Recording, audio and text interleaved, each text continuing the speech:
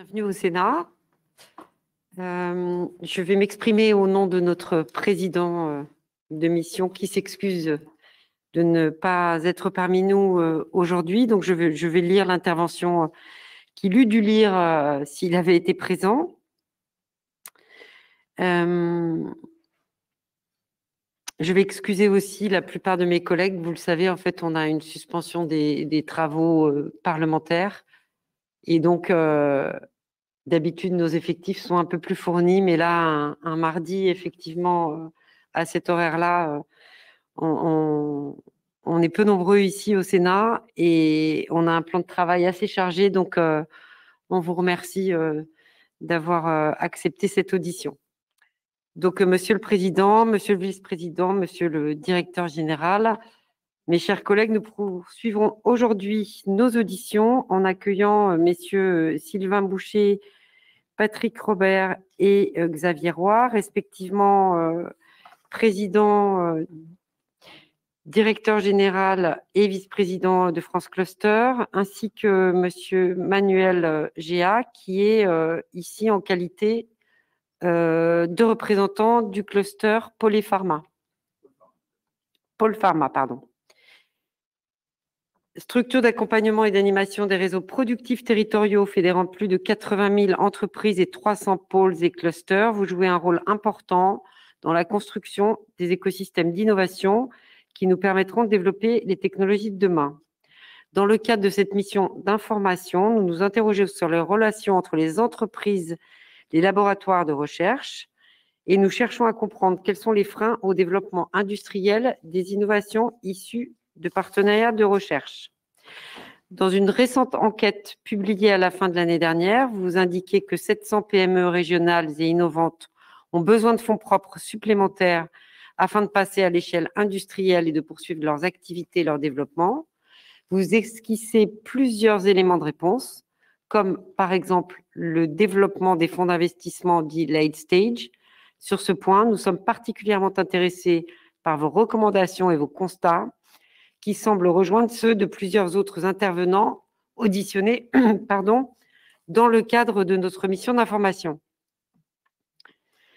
Nous souhaiterions notamment avoir votre avis sur l'initiative du ministre de l'économie prise en 2020 qui, à la suite du rapport Tibi, a conduit à ce que 21 investisseurs institutionnels français s'engagent à investir 6 milliards d'euros d'ici fin 2022 dans des fonds de capital investissement late stage et d'actions cotées Global Tech établis en France.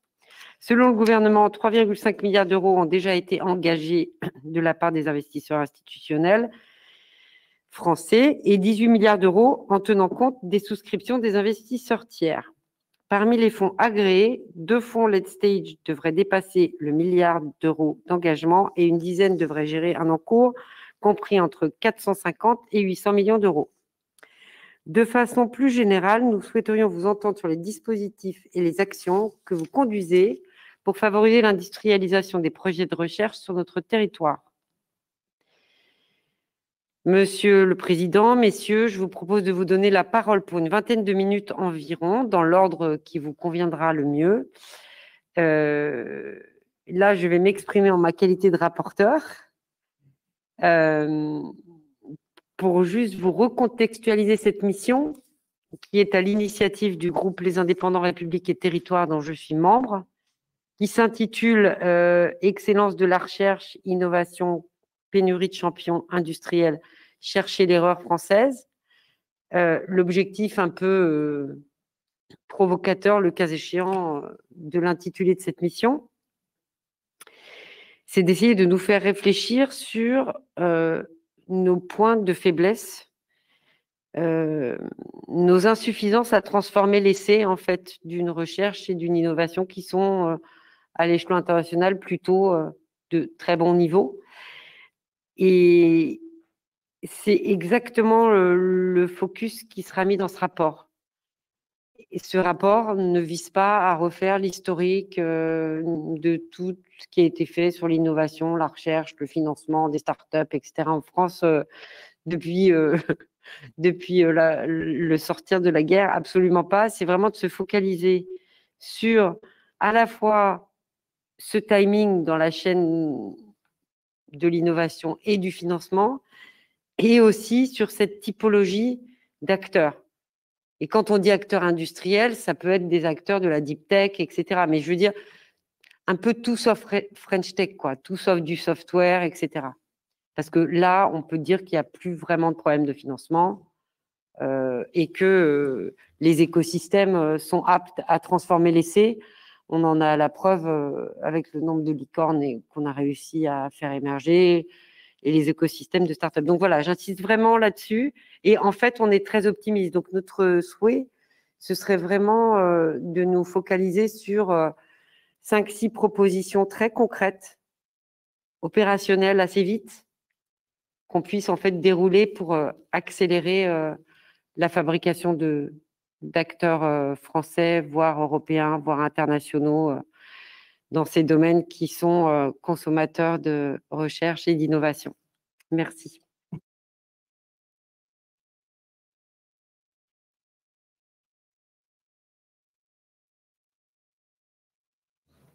Monsieur le Président, Madame la rapporteure, Mesdames, Messieurs, d'abord merci de nous recevoir sur ce sujet important.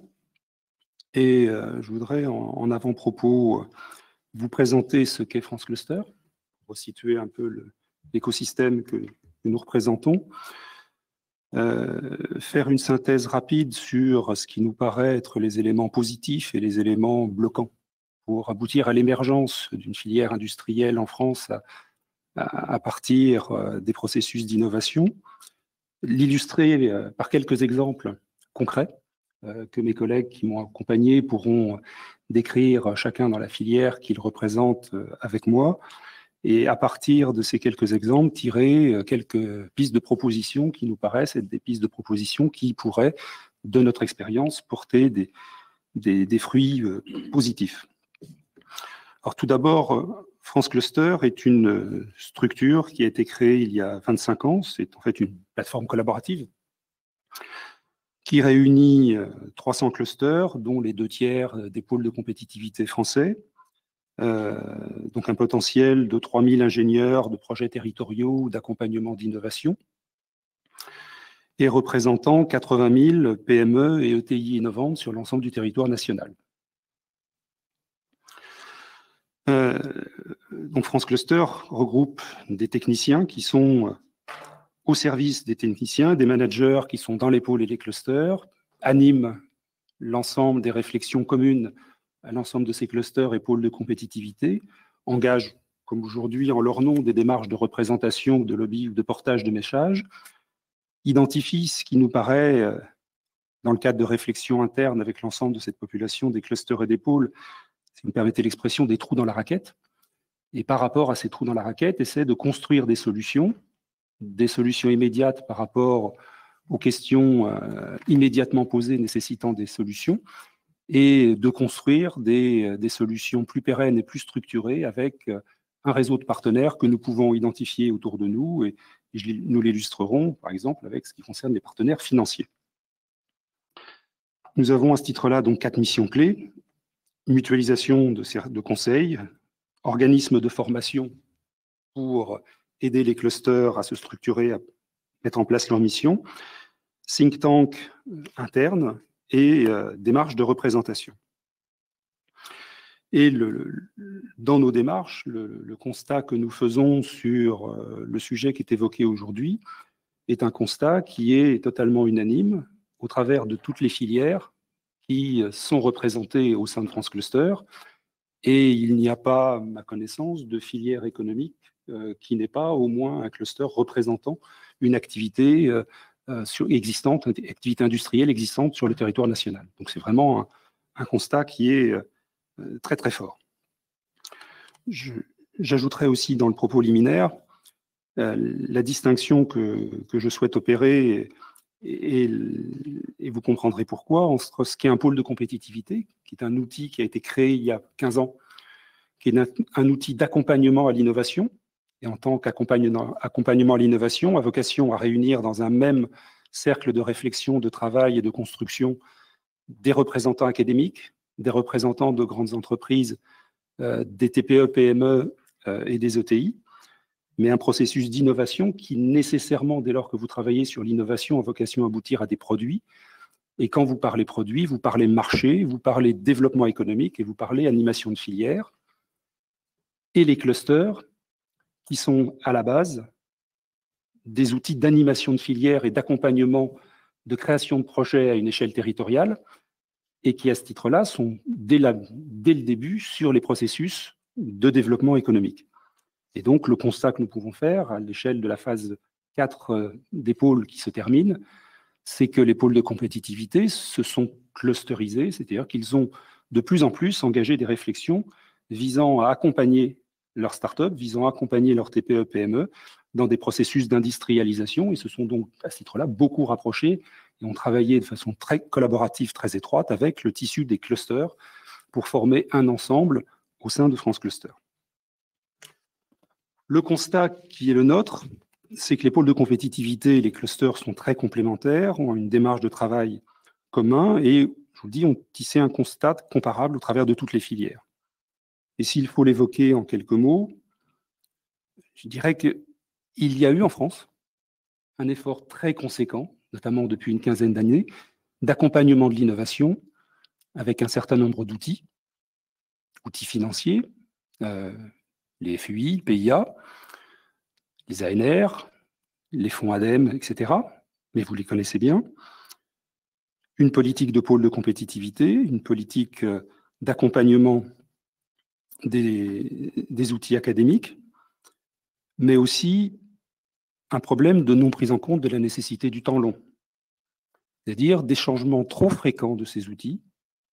Je citerai simplement un exemple, le FUI qui a disparu progressivement en faveur du PIA, avec des modalités de travail et des modalités d'intervention qui sont substantiellement différentes, et surtout des liens à la recherche immédiatement productive, peut-être un peu trop forts par rapport à la nécessité parfois de laisser la possibilité d'analyser des pistes de développement, des pistes de recherche pour pouvoir faciliter des créations d'innovations de rupture.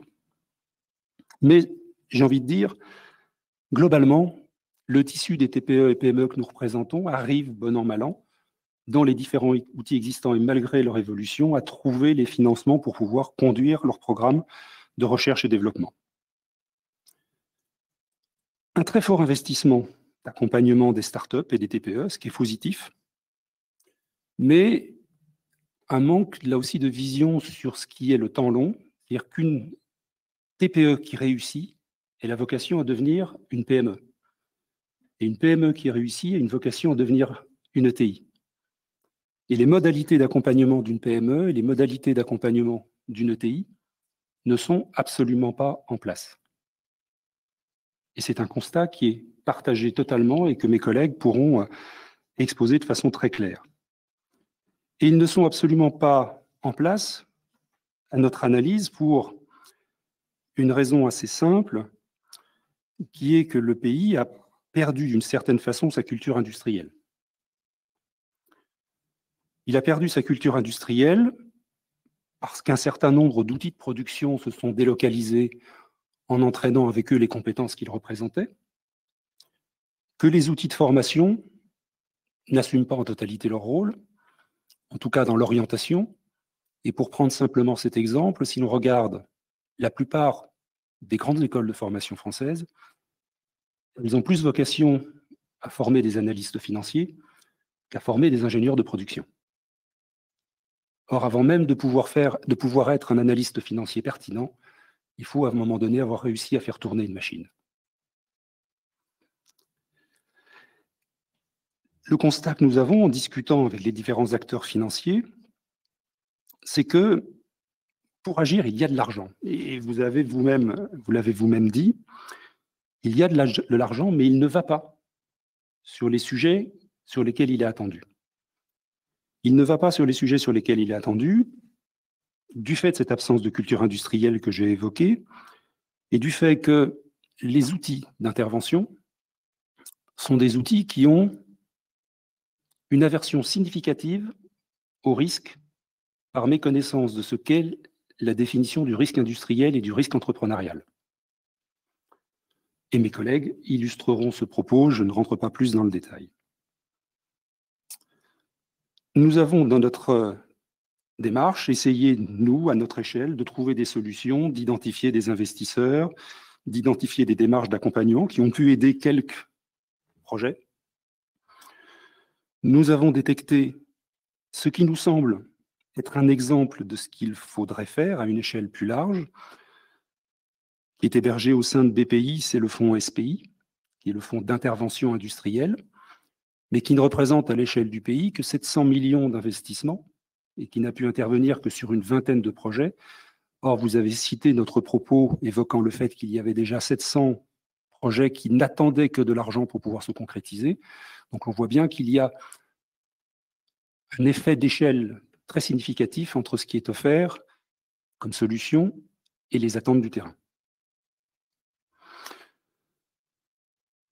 Et si l'on prend simplement les quelques chiffres que l'on peut entendre ci et là, l'argent des Français en prévision de leur retraite alimente, cela peut se comprendre, des structures comme les assurances vie, mais ces fonds sont placés, ils vont souvent sur des outils d'investissement, type fonds d'investissement, qui n'accompagnent pas les projets industriels français et qui parfois, et même souvent, partent à l'accompagnement de projets industriels étrangers, sur des critères d'analyse qui, eux, sont des critères à l'étranger industriels que nous n'appliquons pas en France. Donc, il y a certainement des démarches d'incitation et de réallocation qui sont à faire à ce titre-là. Donc, en résumé, je dirais des outils d'accompagnement à l'innovation qui existent et qui, bon an, mal an, ont porté le fruit, des besoins d'investissement qui sont des besoins d'industrialisation pour des TPE voulant devenir des PME ou voulant devenir des ETI qui ne sont pas du tout adaptés, voire inexistants, et la nécessité de bien prendre en compte que la création d'une entreprise, pour en faire une vraie licorne ou une entreprise à taille raisonnable, c'est une démarche de temps long qui nécessite d'avoir une approche stratégique de temps long. Et si vous le permettez, je laisserai la parole à mes collègues pour illustrer mon propos à l'aune de quelques exemples. Et je cède la parole à Patrick.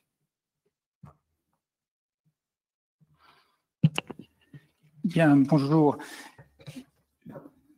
Donc, je m'exprime ici, non pas en tant que vice-président de France Cluster, mais en tant que représentant d'une toute petite PME, voilà, qui s'appelle Cirtem et dont je voudrais vous exprimer un petit peu les difficultés qu'a eu cette entreprise dans un projet autour de la 5G et des filières de composants radio, à passer du stade de l'innovation au stade donc industriel. Juste une illustration. Je vais essayer d'être très court.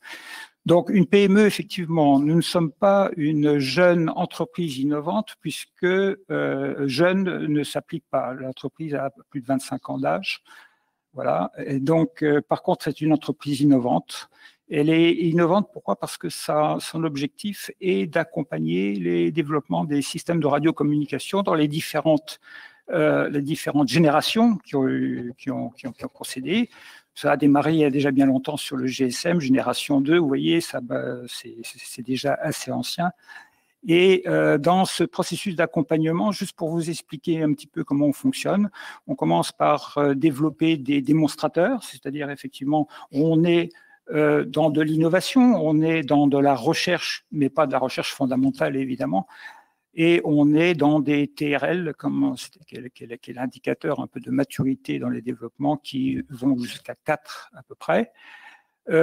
Ensuite, généralement, on accompagne aussi les besoins du marché vers des équipements de test pour les différentes générations et on prolonge la volonté, en tout cas de l'entreprise, c'est de ne pas en rester à ce stade de recherche et développement, mais de prolonger son action au niveau de l'industrialisation. Alors, nous avons fait ça en génération 2, il y a bien longtemps, comme je vous l'ai dit. Nous avons développé à cette époque-là des démonstrateurs pour Alcatel. Malheureusement, Alcatel n'existe plus. Nous avons développé des équipements de test pour Société Rohde & Schwarz, donc dans un contexte européen, ce qui a été un grand succès. grâce effectivement avec le partenaire au déchoir, je dois le dire, une certaine notion de l'investissement sur le plus long terme. Ça, c'est peut-être un thème qui reviendra dans la suite des discussions. Et puis, nous avons embarqué il y a un peu plus de 3 ans sur la 5e génération. Je passe les générations intermédiaires. Pour vous, voilà.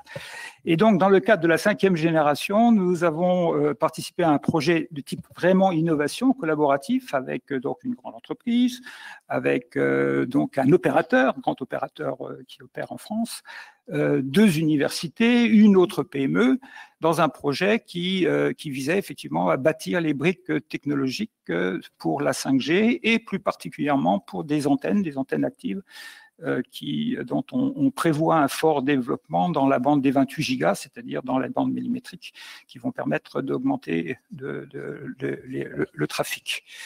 Voilà, ce projet a été terminé donc début 21, c'était un succès, ça fonctionne, et nous avons voulu entamer une transition donc vers l'industrialisation. Nous avons été contactés donc par des entreprises qui ont pignon sur rue en France et aussi en Allemagne, la société UMS en particulier, qui, spécialisée dans les composants RF, souhaitaient notre participation, non pas en tant que développement de composants électroniques, ce qui n'est pas notre spécialité, mais en tant qu'utilisateurs finaux de ces mêmes composants, avec un objectif très clair de créer une filière donc en France.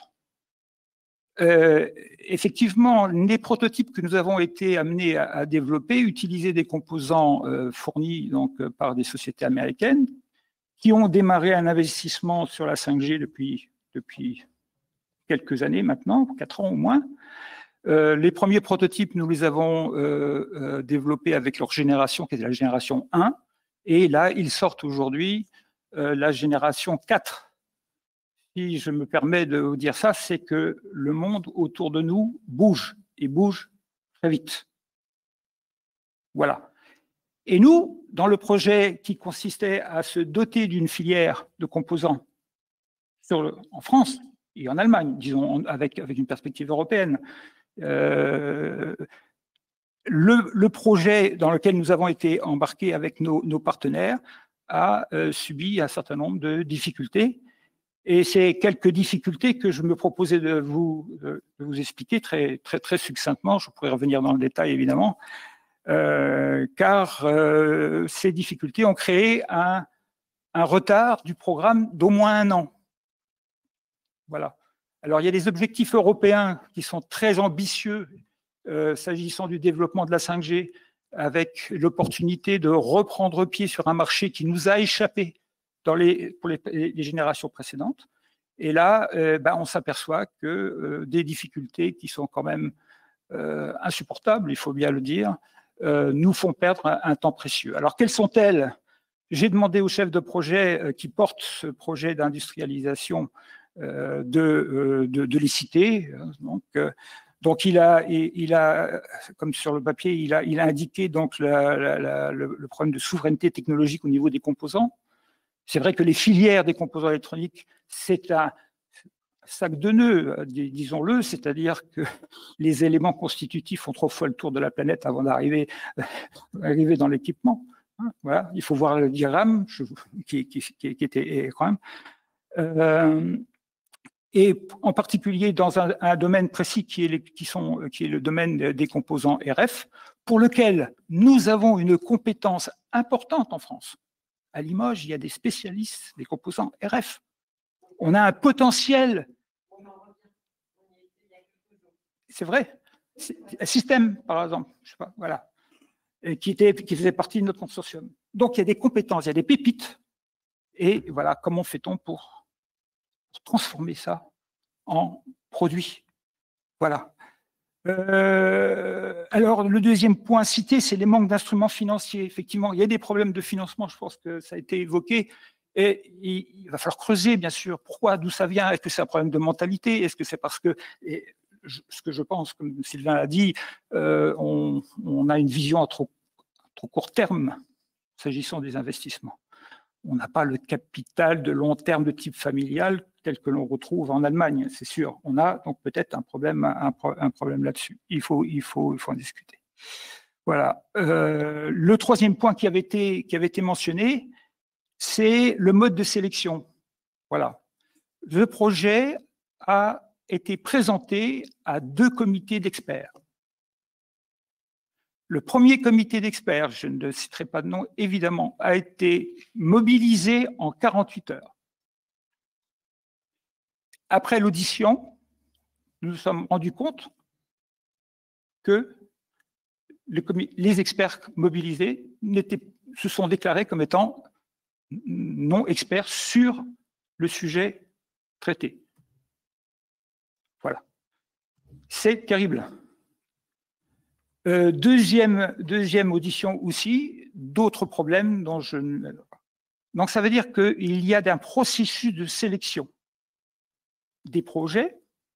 Il faut qu'il y ait un processus de sélection des projets, évidemment, mais un processus de sélection des projets qui est, j'aurais tendance à dire, un petit peu léger. Aussi, dans certains organismes qui procèdent à ces analyses, une des remarques du chef de projet, c'est que généralement les équipes d'experts sont pas nombreuses.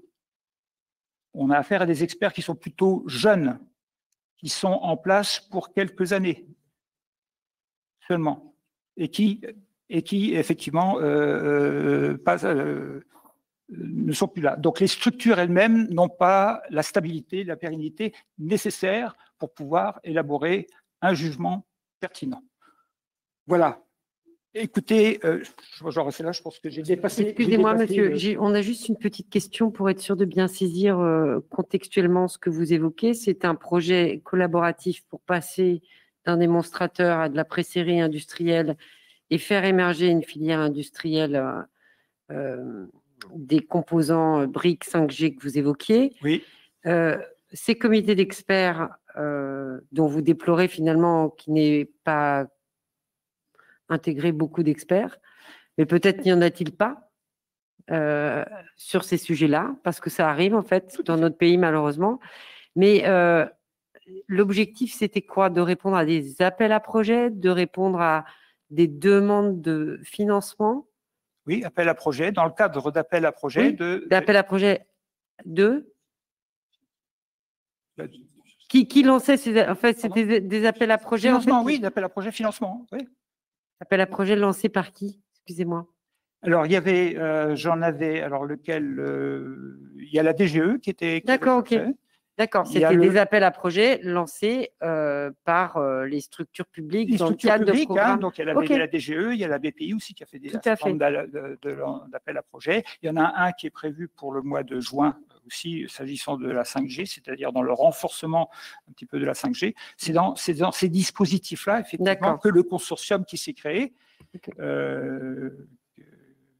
Et encore une fois, pour bien situer la chose, ma société participe à cet effort, mais non, mais ça je conçois très bien. Finaux, hein, voilà. Je conçois très bien, et en plus, il se trouve que dans ma vie professionnelle privée, j'ai connu votre société dans le domaine des briques sur le stockage de l'électricité, etc. Donc, je vois très bien ce que c'est Cirtem.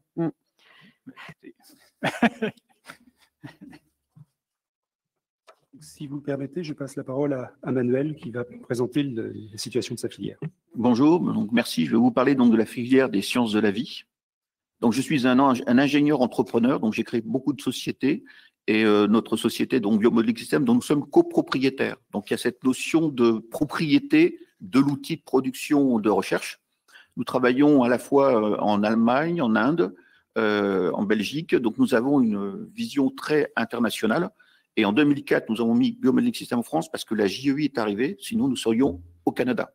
Voilà. Donc c'est important de voir que la France, à une époque, a été un pays où il était très intéressant de créer, ce qui est moins le cas maintenant.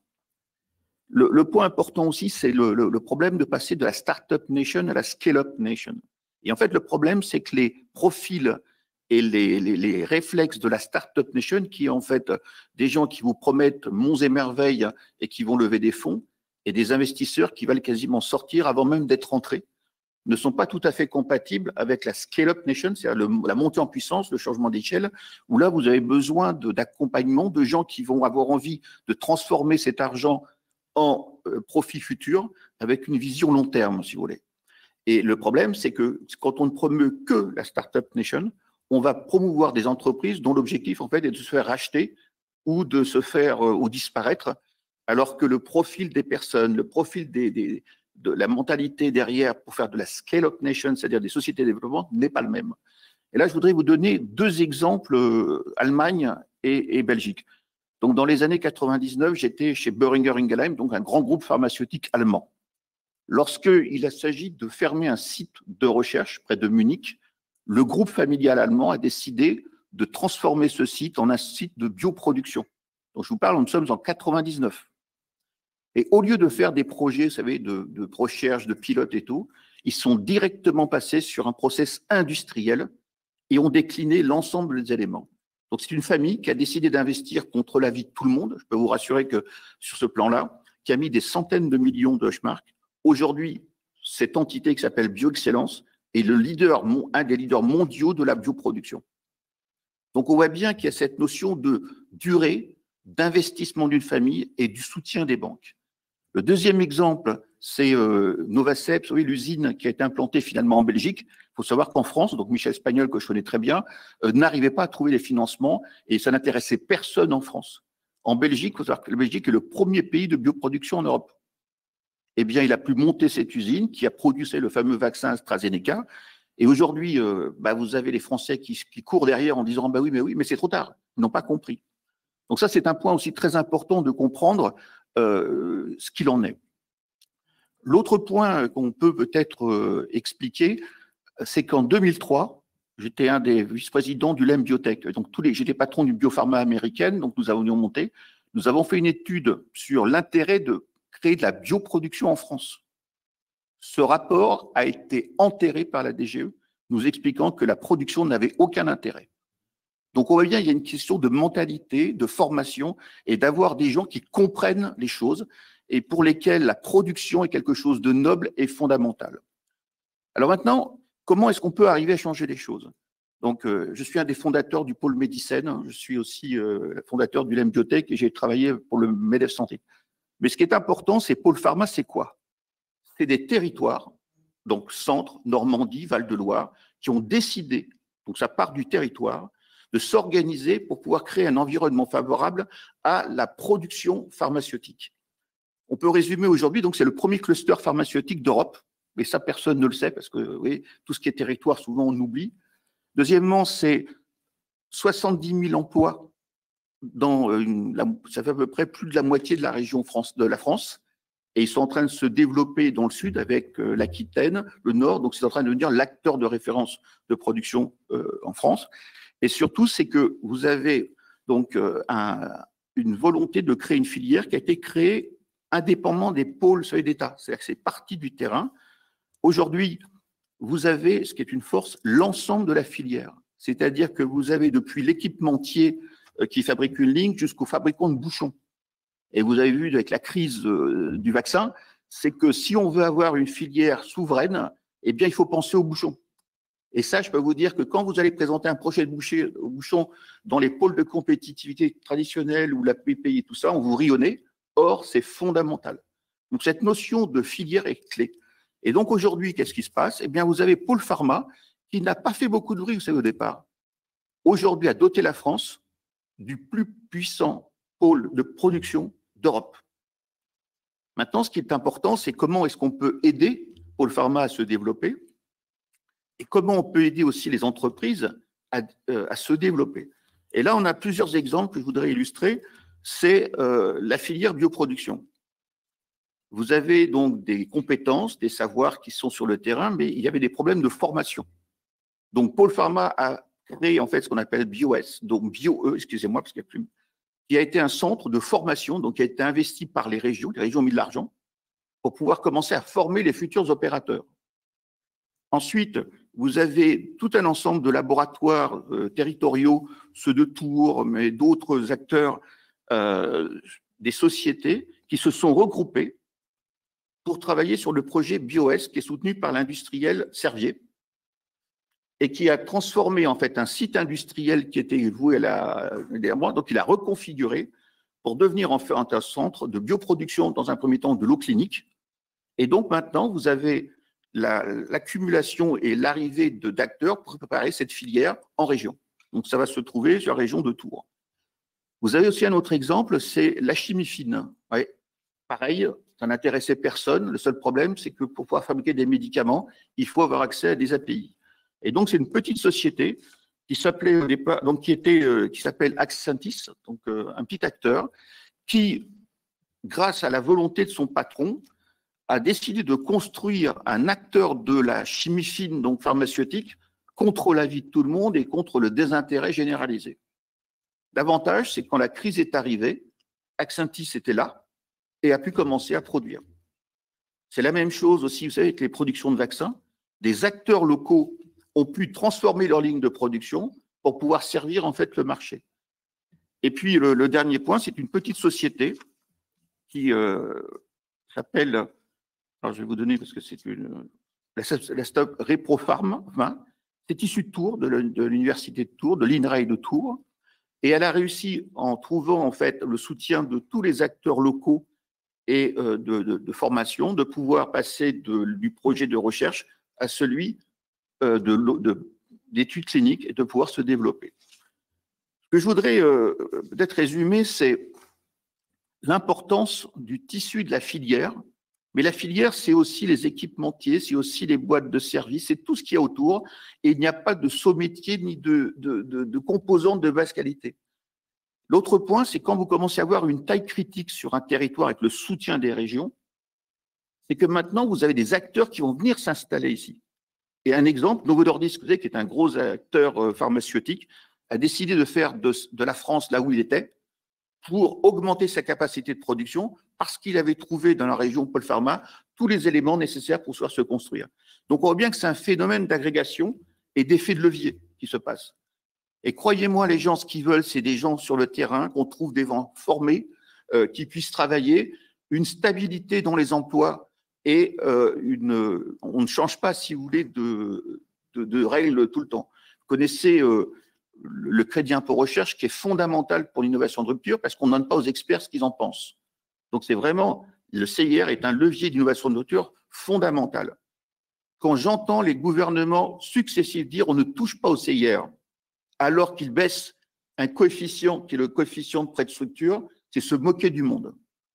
C'est tellement vrai que les banques considèrent que le CIR n'est pas suffisamment fiable pour pouvoir le considérer comme un revenu régulier. Donc, vous voyez quand même où on arrive, c'est que nous sommes, quand on a besoin de financer, eh bien, tous les financements de l'État sont considérés comme non stables, non sûrs, et ne sont pas pris en compte. C'est quand même assez pénible. Alors maintenant, si je pouvais résumer les 2 points, et je vais m'arrêter. La blague, c'est de dire, si on veut des ETI, donnez-nous les banques allemandes. Il y a des banques qui ont des gens qui comprennent les métiers et qui vont suivre dans le temps le développement. Et le dernier point, c'est le retour au pragmatisme. Et on arrête le dogmatisme et on va essayer de travailler concrètement sur le terrain pour produire. Voilà. Merci. Merci à vous.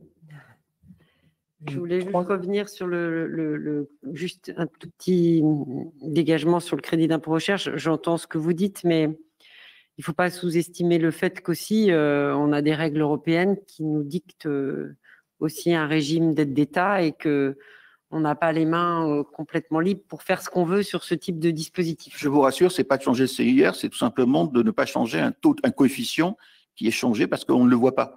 Donc non, ce n'est pas du tout ce que vous avez cru. Je suis sur des programmes Horizon 2020. Non, le CIR, c'est de la tambouille, c'est de la cuisine pour baisser le coût du CIR sans le dire. Si vous permettez maintenant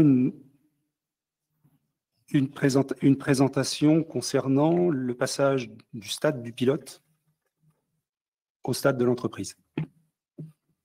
Donc, je suis Xavier Roy, le directeur de France Cluster. Je me fais surtout le porte-parole du pôle Avenia à Pau. Vous avez dans le petit dossier qu'on vous a remis une petite fiche de présentation du projet. Donc, je vais aller très, très vite. Et surtout, ce qui m'intéresse, c'est c'est de montrer la contribution des clusters et des pôles pour répondre aux freins que mes collègues avant moi ont pu exprimer. Hein. Donc, on a parlé de problèmes de culture industrielle, de problèmes de structuration de filières, de problèmes de financement du stade de scale-up, du problème d'expertise pour l'analyse des dossiers. Ce qui est intéressant dans Avenia, donc Avenia, c'est le pôle des géosciences. Ils sont à Pau, donc, alors, géosciences, géothermie, hydrogéologie, pétrole, gaz. Et ils se reconvertissent aujourd'hui dans la partie stockage géologique et géotechnique. Ils sont en train de monter un projet très important qui s'appelle Picasso, dont vous avez l'information dans le petit dossier, où ils sont en train de structurer une filière complète sur le territoire Pays Basque espagnol et Sud-Aquitaine de captation, d'usage, de stockage du CO2 avec toutes les étapes de la filière, de la chaîne de valeur, hein, de la séparation du CO2, la captation en sortie d'usine, le transport, l'utilisation, le stockage et la valorisation en extrayant, par exemple, l'hydrogène en faisant de l'hydrogène vert d'ailleurs. Ce qui est intéressant, c'est qu'ils réutilisent aujourd'hui à la fois les compétences présentes sur ce territoire, qui étaient d'abord destinées à l'extraction pétrolière, hydrocarbures dans un temps plus ancien, et les infrastructures gazoducs qui étaient présents sur le territoire. Sans doute que c'est le genre de projet qui ne pourrait pas naître ailleurs que sur ce territoire-là. C'est un territoire qui est unique et c'est un projet qui est unique en Europe. Et ce dont nous témoigne ce cluster, ce pôle de compétitivité en l'occurrence, c'est que cette chaîne de valeur ou cette filière, elle n'aurait pas pu se déployer sans la contribution de ces clusters. En gros, on ne met pas facilement un cimentier et un pétrolier autour de la table pour échanger. Ils ne discutent pas spontanément entre eux. Et c'est cette animation écosystème que le cluster ou les clusters, en l'occurrence, là, il y en avait 4 qui étaient autour de la table, ont pu faire naître cette dynamique de projet. Donc, structuration d'une chaîne de valeur, pour faire écho à la question de la filière, problématique de financement, là, ils n'en sont pas encore là, ils sont en train de monter le projet.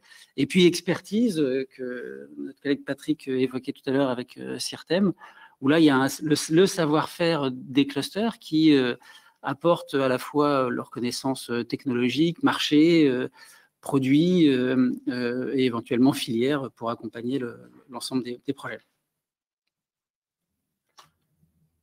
Je compléterai les propos de mes collègues en utilisant l'illustration de quelques cas très concrets qui se sont développés dans la filière de l'eau que je représente en étant président du pôle de compétitivité de la filière de l'eau. C'est le cas de 3 entreprises. Une première, Polymem, entreprise installée à Toulouse, qui, dans ses démarches de R&D, est un spécialiste des fibres creuses, outil essentiel dans les solutions de traitement et dans les solutions de biochimie, qui, par ses démarches de recherche, a vraiment réussi à développer des produits d'excellence et qui, à ce titre-là, a été identifié par plusieurs opérateurs intervenant dans la biomédecine. Cette entreprise avait des commandes et face aux commandes auxquelles elle était confrontée, avait nécessité de doubler sa capacité de production et a engagé une démarche de recherche de financement pour obtenir les fonds permettant d'accroître sa capacité de production en restant sur Toulouse. Il lui a été impossible, même avec notre aide, de trouver des fonds d'investissement ayant le courage de faire de l'investissement industriel. Et en fait, il a eu la chance, de par son expertise et d'une certaine façon grâce au Covid, en se retrouvant confronté face aux difficultés d'un acteur américain intervenant dans la chaîne de production des vaccins et ayant nécessité de fiabiliser ce qui était devenu pour lui un fournisseur essentiel, il a eu la possibilité de négocier et de construire un partenariat stratégique avec cet opérateur américain et d'être racheté par cet opérateur américain en négociant le fait que ces centres de production et ces centres d'expertise en matière de membranes, fibres creuses, restent en France. Donc, il obtient, grâce à cet Américain, non pas la capacité de doubler sa chaîne de production, mais de la quadrupler et d'installer en France la représentation technique et le centre d'expertise de cette entreprise pour l'Europe. Ce qui montre à l'aune de cet exemple, le fait que ces TPE-PME qui se développent en France dans le réseau des clusters et des pôles sont des entreprises investies, attachées à leur filière et attachées à leur territoire. Et ça, c'est fondamental. Deuxième exemple, c'est une entreprise qui intervient dans le domaine de la décontamination et qui a eu l'idée, l'intuition, il y a plusieurs années, de s'investir sur le sujet du traitement des eaux de ballast sur les navires. Donc, vous visualisez un de ces grands problèmes actuellement de la mondialisation, qui est le fait qu'un bateau, quand il se déplace d'un port à un autre, il arrive chargé, il décharge sa cargaison, et pour repartir, pour conserver sa flottabilité, il est obligé de charger l'eau du port dans lequel il a déchargé. Et en faisant cela, il prend le biotope qui est dans l'eau du port où il se trouve et il le transporte dans le port suivant où il aura à recharger, ou en chargeant sa cargaison, il devra vider ses ballasts. Et vous avez donc des situations de pollution dramatiques qui se sont produites où des espèces dominantes ont supplanté les espèces existantes du fait de ces déplacements de masse d'eau avec les biotopes qu'elles ont accompagnés. Et il a eu l'intuition du fait qu'il y aurait une réglementation mondiale qui nécessiterait le traitement des eaux de ballast pour éliminer les biotopes correspondants de façon à ce qu'il n'y ait pas d'influence d'un port sur un autre. Et il a été le premier à avoir un équipement validé par les Coast Guard américains qui, avant la signature du protocole international, s'était mis en avance de phase par rapport à ce protocole et avait décidé que pour ces ports, il aurait la volonté d'avoir ce critère de sélection. Il avait de fait 3 ans à 4 ans d'avance par rapport à ses concurrents. Il a passé 3 ans à rechercher des financements auprès d'investisseurs qui n'ont pas voulu l'accompagner pour créer la ligne de production permettant de développer le produit et d'honorer les demandes qui lui étaient faites. Et il avait comme prospect des grands noms, CMA CGM et tous les autres. Tous les grands étaient demandeurs, et pas uniquement pour les futurs bateaux à construire, mais pour le revamping de toute la flotte, parce que dès lors que ce texte était publié, il y avait nécessité, dès lors qu'une intervention était faite sur un de ces navires, d'appliquer la règle correspondante pour que le navire puisse entrer dans les ports soumis à cette réglementation. Et face à cette situation, et voyant ses concurrents dans d'autres pays, financés, eux, par leur structure d'investissement national propre, et simplement son concurrent norvégien financé par le Fonds national norvégien, et il a décidé, sur un coup de folie, de lever des fonds au second marché. Et il a levé, comme cela, 25 millions au second marché. Mais il le dit lui-même, cette aventure était un coup de folie, pour 2 raisons. La première, il avait volonté que son investissement par rapport aux partenaires qu'il avait accompagnés, notamment les aides à la recherche et développement pour créer son produit, ait un effet de retour, et il ne voulait pas sacrifier ses salariés en partant dans un autre pays, et donc en abandonnant sa base filière et sa base territoriale. Et un troisième exemple, une entreprise lyonnaise, elle aussi de la filière de l'eau, qui avait un produit exceptionnel, qui faisait face à une explosion de ses commandes, avait nécessité de construire une usine supplémentaire, il n'arrivait pas à trouver un investisseur français, et il a fini par accepter un investisseur chinois pour avoir les fonds nécessaires pour agrandir sa capacité de production, mais en devenant à ce moment-là dépendant des décisions de son actionnaire chinois. 3 exemples qui illustrent les propos de mes collègues dans la phase vraiment de passage à l'acte. Donc face à ce constat, si je veux faire une synthèse rapide, je dirais la Start-up Nation, c'est bien, mais attention à ce qu'elle ne se fasse pas au détriment de l'industrie en tant que telle et de l'esprit industriel qui devrait être celui du pays et qui a été celui du pays. Il ne faut pas oublier que c'est une démarche de temps long et que quand vous partez d'une start-up, si vous prenez cette plaisanterie en disant qu'un groupe, ça n'est jamais qu'une start-up qui a réussi, quand vous partez d'une start-up avant d'être un groupe, il faut passer par les stades de la TPE, puis de la PME, puis de l'ETI, et que chaque étape nécessite un travail au sein de l'entreprise, et c'est vraiment une logique de temps long, dans laquelle l'échange avec ses pairs, l'échange avec des structures d'accompagnement comme celle des clusters et des pôles, apportant l'expérience de ce qui a pu se faire pour d'autres entreprises de la même filière ou d'autres entreprises, d'autres filières, est un élément fondamental, parce que l'exemple des pairs a une très grande valeur. Quelqu'un de la même famille professionnelle l'a déjà fait, donc c'est faisable. Donc, le temps long. redonner une culture industrielle au pays, redonner une culture industrielle à nos élites, pour qu'elles aient le réflexe de penser temps long, de penser industrie. L'exemple donné tout à l'heure, un comité d'experts constitué de personnes qui ne sont pas des sachants du métier ou qui n'ont eu aucune expérience professionnelle dans la filière donnée n'est pas un comité d'experts.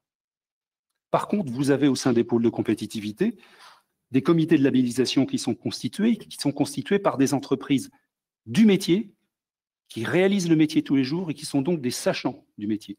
Et ce sont eux qui émettent un avis sur les réalisations des autres membres de la filière. Donc avec une vraie démarche de sachants, avec une mixité entre des représentants académiques et des représentants industriels. La nécessité d'outils financiers adaptés. On pourrait dire, pour reprendre le propos de Manuel, donnez-nous les banques allemandes. Mais sans dire cela, donnez-nous la possibilité d'aider à faire se développer d'autres réalisations à l'image de celles qui fonctionnent. Donnez-nous le moyen de susciter d'autres créations de fonds d'investissement, notamment, ayant dès leur conception, la prise en compte des nécessités industrielles et des analyses de risques qui sont liées à la création de parcs de production industrielle. Trop souvent, les entreprises de nos filières s'entendent dire « Votre projet est magnifique, je comprends bien les bases et ce que vous voulez faire. Mais désolé, ça ne correspond pas aux termes d'investissement de notre fonds, donc nous ne pouvons pas faire. » Parce que quand les termes d'investissement sont écrits, c'est la loi du fonds. Et toute dérogation à la loi, c'est le risque de se retrouver, pour le gestionnaire du fonds, sous forme en accusation du pénal. Donc la loi du fonds, il faut qu'elle soit écrite dès le début, avec la possibilité de faire de l'investissement industriel. Changer les systèmes d'évaluation des projets, donc utiliser des utilisateurs exigeants. Et les utilisateurs exigeants, ce sont ceux qui sont dans la filière, qui sont des collègues, qui sont des fournisseurs, qui sont des clients, et qui, eux, ont une connaissance de l'outil, de la nécessité de l'outil, de comment il se positionne dans la chaîne de valeur. Puis j'ai envie de dire, arrêtons l'ingénierie territoriale bashing. Vous avez des réseaux d'experts sur le territoire. Ces réseaux d'experts, ils se sont fondés parce qu'ils ont utilisé des experts venant des entreprises qui ont bien accepté de se consacrer à leur pairs. Utilisons-les. Et n'oublions pas que tout ça ne peut se faire que si nos concitoyens l'acceptent. Et l'accepter, c'est quoi? C'est quand une entreprise a l'opportunité de se développer ou de s'installer sur un territoire, eh bien, c'est travailler l'acceptabilité en amont de ces extensions d'entreprise, de ces créations d'entreprises, que ce ne soit pas vu sous l'angle du syndrome NIMBY, pas dans mon jardin, dire c'est bien de créer l'industrie, mais ce serait bien si elle était ailleurs. Non, tous les territoires en ont besoin, et comme vous l'avez vu, tous les territoires ont ces opportunités. Donc, dans ce cadre-là, je dirais nous avons un ensemble de propositions à vous faire, je vais dire 5 plus 1. La première proposition, elle est de dire nous aider à créer d'un fonds de démonstration d'innovation industrielle à l'appui d'industries qui sont prêtes à investir dans la réindustrialisation de la France. France Cluster, certains pôles dans France Cluster et France Cluster ensuite ont essayé de se mobiliser pour trouver des investisseurs et face à la difficulté que j'ai évoquée, ont essayé de s'investir pour susciter la création de fonds d'investissement. Fonds d'investissement avec une vocation d'investissement industriel. La difficulté, elle a été celle que je vous ai évoquée, c'est les termes d'investissement sont définis, c'est difficile d'investir sur ce projet. Mais nous pourrions peut-être travailler ensemble sur la création d'un fonds et dès le début, définir ensemble les termes d'investissement permettant d'intégrer les objectifs d'industrialisation. Il y a face à cela une frilosité assez forte des contributeurs potentiels à ces fonds d'investissement qui ont une aversion assez significative au risque des objets qu'elles ne connaissent pas.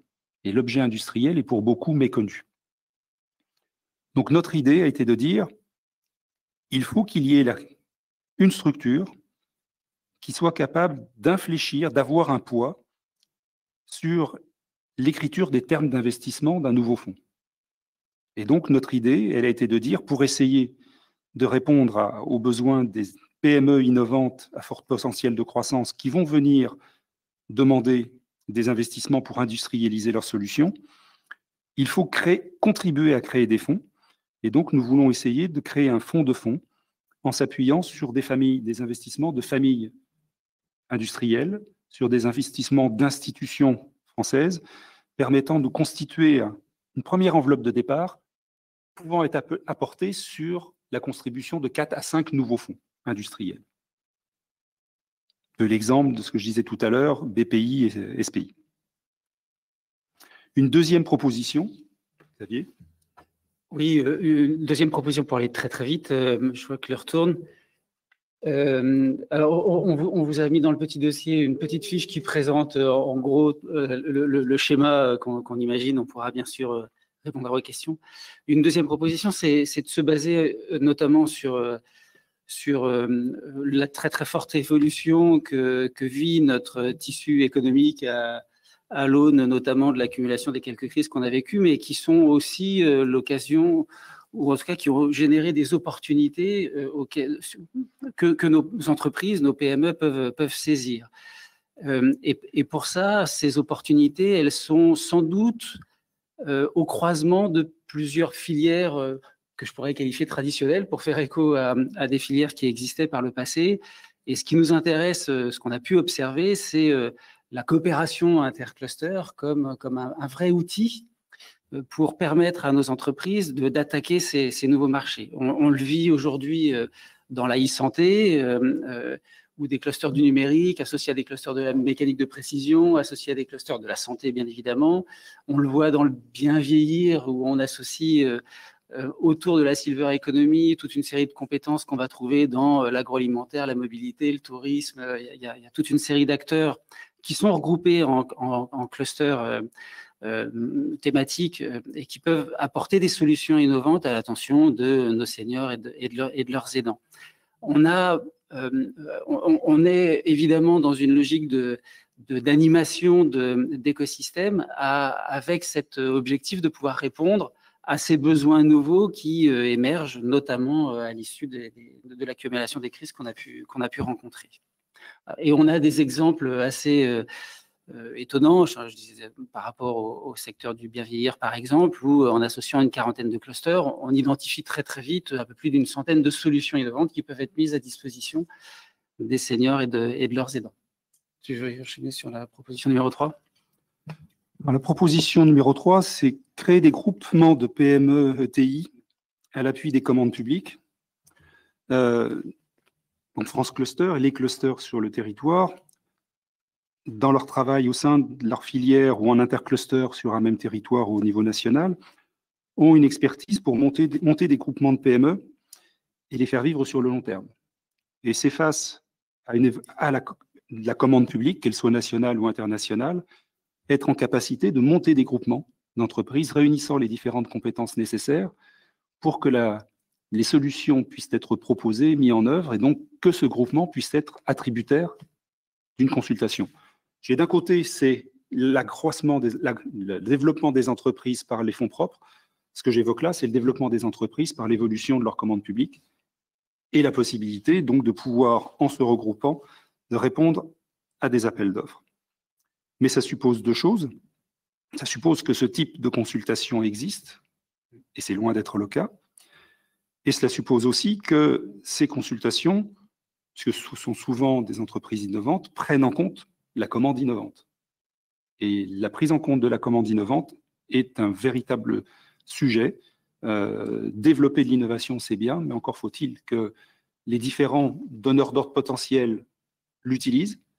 Les entreprises, dans la commande privée, ont les experts, les bases de référence pour pouvoir commander de l'expertise. Dans la commande publique, ce n'est pas toujours le cas. Vas-y. Ouais, et pour compléter, ce qui nous paraît intéressant, c'est cette idée de dire que 95% de notre tissu économique étant composé de TPE, PME, les politiques publiques qui visent à passer de la PME à l'ETI, ça concerne finalement qu'une frange très minime de ces PME qui ont vocation à croître. Ce qui nous paraît intéressant, c'est qu'il y a à côté de ça pas mal de PME qui sont tout aussi dynamiques, mais qui n'ont pas forcément vocation à devenir des ETI et qui, pour autant, par le biais de la coopération interentreprise au sein de groupements de PME, pourraient être considérés comme ce qu'on s'est permis de qualifier des ETI à la française. C'est la logique de la coopération interentreprise. Alors, ça nécessite une prise en considération, et la commande publique pourrait être une occasion d'accompagner cette expérimentation, mais une prise en considération par les grands donneurs d'ordre ou les clients de ces groupements de PME, de la fiabilité des propositions que peuvent faire les groupements. Donc, il y a des solutions après de garantie de bonne réalisation de travaux qu'il faut mettre en place. Il y a toute une série de solutions que ça impose, mais sur lesquelles on peut peut-être travailler avec l'appui de la commande publique. La troisième proposition, ou la quatrième proposition, pardon, qu'on voulait évoquer, c'était un constat simple qui est de dire 80 000 entreprises qui travaillent en coopération au sein des clusters et des pôles, c'est bien, mais face aux quelques 1,2 million de PME innovantes qu'on a en France, ça nous paraît peu. On a une vraie marge de progression et comme on est convaincu de l'utilité pour une entreprise de faire partie d'une communauté et d'un écosystème territorial structuré sur des marchés d'avenir, on voudrait évidemment faire profiter à davantage de PME de ces dynamiques-là. Comment faire pour ça? Il y a la question de la reconnaissance, la démarche qui a entraîné aujourd'hui l'accompagnement des pôles de compétitivité par les régions nous paraît pas inintéressant sur la partie proximité entre les écosystèmes territoriaux et les entreprises, et la relation avec l'institution régionale. Il nous paraît quand même intéressant qu'on puisse revaloriser la reconnaissance dans ces écosystèmes qui sont portés par ces clusters et par ces pôles de compétitivité. Et puis, on se propose aussi une mesure qui serait de dire, est-ce qu'on ne pourrait pas, pendant les 3 prochaines années, défiscaliser les cotisations des entreprises adhérentes à ces pôles pour envoyer un vrai signal de reconnaissance sur la pertinence de les faire entrer. Alors, voilà, et l'incitation, pardon, sachant qu'on en a même fait un petit calcul, ça fait partie de mesures qui sont finalement très peu chères au regard de la quantité d'entreprises qui sont concernées par ce type de dispositif. On pourra rentrer davantage dans le détail si ça vous intéresse. Une 5e mesure rejoint le propos que nous avons tenu tous les 4 dans notre intervention, qui est la disparition progressive d'une culture industrielle en France. Et c'est donc réintroduire cette culture industrielle auprès des jeunes en formant les jeunes dès le scolaire à l'intérêt pour la filière industrielle et à la connaissance de ce qu'est la filière industrielle. Donc, lutter contre la désaffection des filières industrielles auprès des jeunes, mettre l'économie et les sciences de façon renforcée dans les programmes scolaires, rendre les filières industrielles et les filières de production attractives en les rendant plus visibles, colmater, lutter contre ce départ trop rapide des jeunes ingénieurs vers le monde de la finance sans même acquérir une compétence industrielle. Et donc ça, c'est un travail collectif, global, sur l'attractivité de la filière industrielle. Donc voilà, et je vous disais tout à l'heure, 5+1, j'évoque le +1. Nous sommes dans la dernière année de la phase 4 des pôles. La question se pose de la phase 5 au cours de cette année, pour laquelle, à ce stade, aucun des pôles en France n'a d'informations sur ce qui va se faire dans la relation entre la Direction générale des entreprises représentant le gouvernement et l'Association des régions de France représentant les régions. Et vous l'avez entendu dans notre propos, nous considérons que les outils que constituent les pôles et les clusters dans leurs relations au quotidien sur le terrain, la capacité de construire une démarche collective et collaborative au service des filières et en interfilières nous paraît absolument essentielle. Et donc, vraiment, faisons en sorte de préserver cet outil que représentent les pôles de compétitivité dans ces relations avec les clusters. Et si je peux me permettre une image, Les pôles de compétitivité existent depuis 15 ans. Aux États-Unis, il a fallu 50 ans pour faire la Silicon Valley. Donc, ne cassons pas l'outil. Ne cassons pas l'outil. Ne cassons pas l'outil alors qu'il est en train de porter ses fruits. Le financement de la barre.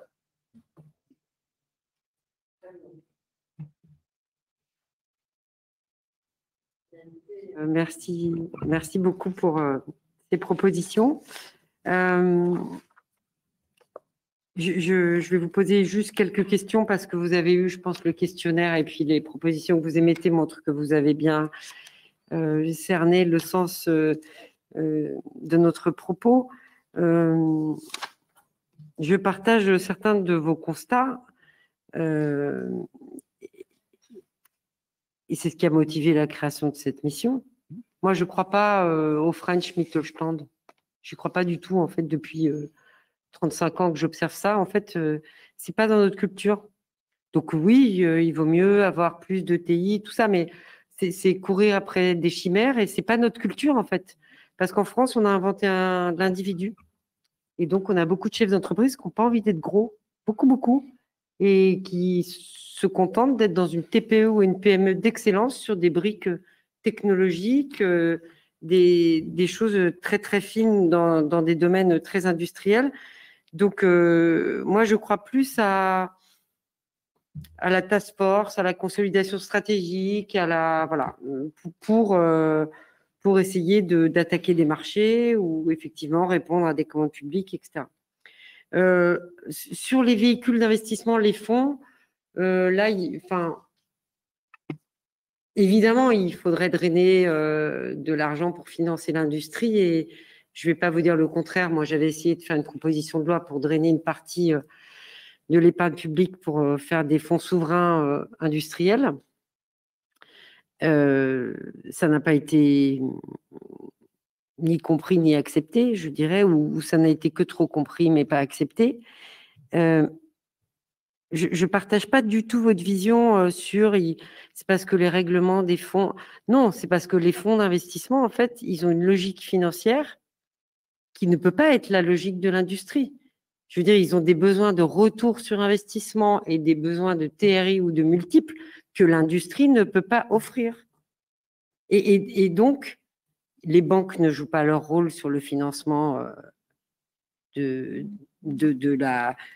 outils industriels quand on est en démarrage. Je veux dire, quand vous avez déjà une entreprise industrielle qui fonctionne, il n'y a pas de problème pour lever de la dette. Mais quand vous êtes une start-up industrielle qui veut créer une unité de production pour mettre sur le marché des nouveaux produits, la banque, elle ne vous prête pas d'argent. Donc, c'est là où, effectivement, on aurait besoin, mais je ne pense pas que ça va être directement l'argent privé qui va trouver une logique financière pour venir abonder l'industrie. Ça, sincèrement, je n'y crois pas sans qu'il y ait un système de garantie par l'État où vous voyez une bonification fiscale. J'ai beaucoup de mal, connaissant assez bien le monde du capital risque depuis longtemps, je vois pas en fait. Pour moi, c'est pas possible. Et aussi, vous savez que pratiquement les fonds d'investissement, ils se sécurisent avec la Sofarisc et donc qui ne payaient pas nos impôts. C'est-à-dire que quand ils investissent sans, ils assurent une partie du risque. Donc en fait, ils prennent peu de risques aussi. Et l'autre point, vous avez des fonds corporate, vous avez des investisseurs long terme. Donc ça, ce sont des gros business angels, on va dire, qui, eux, investissent sur le long terme. Surtout, le vrai business angel investit là où il connaît, si vous voulez. Oui, bien sûr, je sais, mais je veux dire, ça représente quoi? Vous voyez ce que je veux dire? C'est pas, ça n'aura pas d'effet de massification suffisant par rapport à ce qu'on ambitionne dans l'échange qui est le nôtre. J'ai le sentiment que j'en ai pour réagir sur ce que vous avez dit, en fait, en complétant le propos de Manuel, c'est que quand vous faites l'analyse d'un dossier, vous avez deux composantes. Vous avez la composante financière. Donc, effectivement, le fait de faire tourner le modèle économique… Excusez-moi, monsieur, mais avant même d'analyser le dossier, je vous parle de la logique financière du fonds lui-même qui a des souscripteurs et qui s'engage envers ses souscripteurs à rendre dans un timing avec un taux de renta de X ou Y. Déjà là, le verre est dans le… Enfin, vous voyez ce que je veux dire, le verre est dans le fruit. Vous avez déjà à la base un problème mais vous avez aussi le fait que quand vous analysez un dossier, vous avez la composante analyse financière et vous avez la composante analyse technique. Et l'analyse technique, je suis désolé, j'ai trop souvent vu des experts ou soi-disant tels qui n'étaient que des faux sachants du sujet, voire des faiblement sachants du sujet. Donc, ce qui veut dire que l'analyse technique et donc l'analyse du risque, parce que la base de tout investissement, c'est une mesure du risque. L'analyse du risque était fausse dès le départ. Donc, la rentabilité effective je comprends ne ce que pouvait vous pas être dites et je mesurée dans la partage. mesure où le dossier n'était pas analysé correctement. Non, mais je partage, et pour cause. Je veux dire, c'est pas la vocation de ces fonds. Enfin, ils ont des analystes, on va dire, sur des verticales techniques, mais ça reste avant tout des analystes financiers sur des verticales techniques. C'est pas des analystes techniques, vous voyez, et donc ça, effectivement, c'est un problème d'expertise. C'est un problème d'expertise. Et là aussi, ça fait partie de ce qu'il faut dynamiser pour pouvoir réamorcer cette pompe. Mais ce sont ces mêmes experts qui sont utilisés par les fonds au moment où un nouveau véhicule est conçu pour construire l'equity story du fonds et donc construire l'histoire d'investissement sur lequel il se positionnera. Et c'est là où je vous dis, le verre est dans le fruit dès le début, c'est que les termes d'investissement sont construits sur une analyse fausse de la filière telle qu'elle se développe en France. Parce que vous prenez les mêmes entreprises aux États-Unis, elles lèvent de l'argent avec les mêmes fonds, mais qui ont des critères d'analyse, des critères de conception des levées d'investissement qui sont différents. Vous avez raison. Les mêmes entreprises en Allemagne lèvent de l'argent parce que les critères de levée de fonds, donc d'investissement, et les critères d'analyse ne sont pas les mêmes. Et le problème, il est assez significativement en France. Oui, non, et vous avez tout à fait raison. C'est un tropisme de l'univers du capitalisme, capital investissement français, qui est très financeur de tech, de soft, et qui aime bien le bon retour sur investissement à 5-7 ans maximum, parce que ça remplit aussi des objectifs pour la plupart des fonds qui sont des fonds fiscaux, etc. Ça répond à une commande et à un cahier des charges souscripteur en haut. C'est distribué par les banques. C'est pas du tout la même économie, si vous voulez, de fonds d'investissement que dans les pays que vous citez. De surcroît, on n'a pas de Nasdaq européen assez profond qui permettent aussi des liquidités in fine. Donc, du coup, voilà, on a la combinaison de tout ça, en fait. Je voudrais juste faire un point. Je suis un business angel, donc j'investis dans des boîtes que je connais. Mais le point, si vous voulez, c'est qu'on peut se poser la question de tout cet argent qui, pour beaucoup, vient des fonds de BPI, donc de nos impôts, sur des boîtes qui n'ont aucun avenir. Parce que le métier du financeur, parce que j'en ai sur une de mes spin-offs qui s'appelle Ferricides Pharma, je peux vous dire qu'ils ne sont pas là pour construire un groupe industriel, mais pour sortir. Et le dernier point, je ne sais pas si vous connaissez l'histoire de l'intelligence artificielle de confiance. La Commission européenne explique que si les algorithmes ne sont pas certifiés et ne pourront pas expliquer, ne seront pas financés et surtout ne seront pas assurés. Eh bien, vous avez aujourd'hui de l'argent qui est jeté pour créer des startups IA dont la majorité ne seront pas certifiables, donc pas d'avenir. Donc à un moment donné, on peut se poser la question, est-ce que je continue à mettre de l'argent parce que ça fait bien, donc Startup Nation, et voilà, j'annonce plein de choses, alors qu'on sait dès aujourd'hui que ces algorithmes-là, s'ils ne sont pas donc confiance, ne seront pas certifiés. Vous avez au même endroit le grand défi IA de confiance qui a été lancé par le gouvernement, où aucun industriel, d'ailleurs, pharma n'est présent actuellement. Donc nous, avec Medicène et Pôle Pharma, on agit dessus. Et vous avez dans la même salle le responsable PIA Santé qui fait des programmes d'IA dont on sait qu'ils ne seront pas certifiés. Donc à un moment donné, si vous voulez, je sais, il y a de l'argent. Le seul problème, c'est quoi? On fait de l'argent pour faire de la start-up et montrer des choses sympathiques, ou est-ce qu'on est en train d'investir pour le futur de notre pays? À un moment donné, il faut se poser la question. Et je pense que c'est ce que nous disons depuis tout à l'heure. Effectivement, l'industrie financière du capital risque, c'est une chose, mais nous, ce qu'on veut, c'est créer des filières, créer des entreprises sur le long terme. Donc peut-être qu'il faut se poser des questions sur l'adéquation de ce qu'on met comme argent dans ces fonds par rapport à ce dont on a besoin. Moi, je travaille beaucoup avec l'Allemagne, la Belgique. Aujourd'hui, je n'ai plus de projet français. Parce que on n'est pas là en train de construire des groupes industriels. Non, mais je partage avec vous le fait qu'il n'y a pas d'industrie, entre guillemets, du capital risque, capital investissement dédiée à l'industrie dans notre pays. Ça n'existe pas. C'est pour ça qu'on fait cette mission, entre autres. Et je pense, Mais, mais je pense que ce n'est pas une fatalité. Mais bien sûr, nous pensons exactement la même chose. Il faut trouver le chemin. Je pense que ce soit la pandémie ou malheureusement la guerre en Ukraine, on a quand même des contextes qui ont laissé à penser que c'était bon de C'était une reprendre nécessité. la main sur son destin. J'avais juste une dernière petite question parce que là, malheureusement, on a une autre audition qui va commencer. J'ai souvent entendu de la part de startups qui sont dans les pôles des complaintes sur le fait que quand elles font des programmes collaboratifs au sein des pôles, etc., notamment des programmes européens qui ensuite sont finalement financés par les FEDER, au bout de 2 ans et demi, même 3 ans, elles n'ont toujours pas leur argent de la part des régions. Est-ce que c'est quelque chose qui est vrai, ça dépend, etc., ou c'est quand même… J'ai des exemples qui vont dans le sens que vous dites Mhm. et beaucoup d'exemples qui ne vont pas du tout dans ce sens-là. D'accord, ok, ça dépend des régions. Ça dépend en fait, les exemples, ça dépend des régions et ça dépend aussi des cofinancements potentiellement en œuvre. Je m'explique, j'ai eu dans mon pôle 4 dossiers qui ont été dans cette situation-là, qui étaient des dossiers FUI, et pour lesquels en fait les fonds régionaux n'ont pas été versés parce que les fonds FUI étaient bloqués par BPI à la demande de la DGE. D'accord. Et simplement la règle constituant dire l'argent régional ne pouvait être versé que si l'argent FUI était versé faisait que rien n'arrivait. Je voudrais donner juste rapidement aussi un témoignage sur le programme FUI dans lequel on a eu, dont on a bénéficié.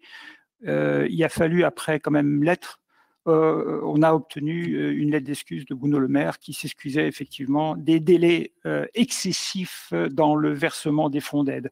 Quand on est une PME qu'il faut faire les payes de la fin du mois, c'est pas toujours facile. Alors, moi qui suis donc pôle de fécondité médicine, ce que je peux vous dire, c'est qu'on regrette le FUI d'origine, parce qu'au moins il y avait un payeur et on n'avait pas une multitude de dossiers à monter, donc c'est vraiment dommage.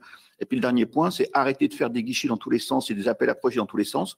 Nos scientifiques, nos chercheurs, nos PME passent leur temps à monter des dossiers et pas à faire tourner leur business. Ça, voilà. C'est très clair. C'est quelque chose qui sera un peu saillant dans notre rapport parce que on est bien d'accord qu'il n'y a pas beaucoup de valeur ajoutée à remplir des dossiers. C'est un propos que je voulais avoir en complément de Manuel, qui était de dire arrêtons de faire de l'administration administrativante. Il y a finalement, y compris dans les collectivités, des gens qui ont très envie de faire en sorte que les choses fonctionnent bien, vite et de façon efficace. Et en fait, souvent, en discutant avec eux, ce qu'ils nous disent, mais nous, ce qui nous inquiète, c'est le contrôle qui sera exercé sur nous et les sanctions qu'on pourra appliquer sur nous si jamais on s'est trompé. Bien sûr. Il y a toute analyse de dossier incorpore une part de risque. Bien sûr. Mais ce qu'il faut regarder, c'est la part de succès qui peut être obtenue en prenant des décisions rapides. Parce que, comme Manuel et Patrick l'évoquaient, nos voisins, eux, ils avancent. Ils avancent vite. Bien sûr. On est d'accord et la rapidité d'exécution, ça fait toujours plus d'argent que quand ça met du temps à arriver à l'endroit où on souhaiterait. Je suis obligée de mettre fin à cette audition. Monsieur le Président, Monsieur le Vice-président, Monsieur le Directeur général, cher monsieur, merci beaucoup de nous avoir consacré de votre temps. Merci de votre accueil. C'est nous qui vous remercions de nous avoir écoutés.